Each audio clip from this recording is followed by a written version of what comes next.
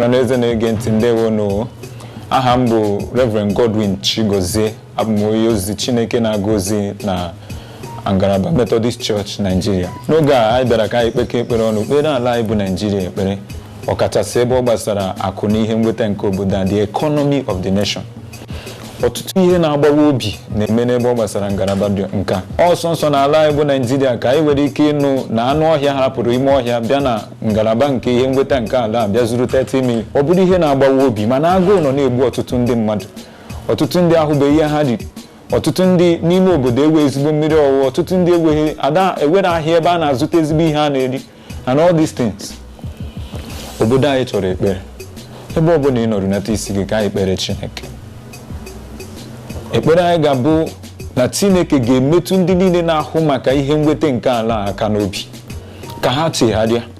Ndị niile were access to ego nke ala, ego ruere ụmụ ala na ndị niile amụrụ n'ala, ka Chineke metụ ha aka n'obi, ka ha chegharịa, ka emee ka ego a ruo n'ebe ndị o kwesịrị iru. Nke ruere local gọọmenti o ruo ha aka, nke ruo all the towns eruo ha aka, nke kwesịrị iji nyere ụmụ ogbe ya ka ewere ya nyere ha aka. Ọ bụ ya bụ ekpere anyị taa. Ọ bụrụ na ị na-anụ olu m ugbu a ma ọ na ị na-ege ntị ugbu a, ọ bụghị ebe a ka ekpere a jedebere. N'ebe ahụ ị were ebe ị na-ekpe ekpere, na-echeta ala na ekpere, esona na ndị na-akọ akụkọ, soro na ndị na-ekpe ekpere. Chineke ga-aza anyị dịka ị ga-ekpe n'aha Jizọs. Amen.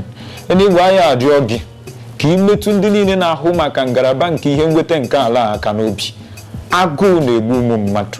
Jehova mepee ya ka ha hụta na ọtụtụ ndị mmadụ na-ata ahụhụ.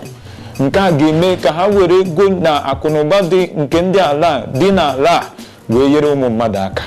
Ka a ga-arịọrọ gị ma kwee n'ịzawo n'aha Jizọs Kraịst bụ Onyenwe anyị. Amen.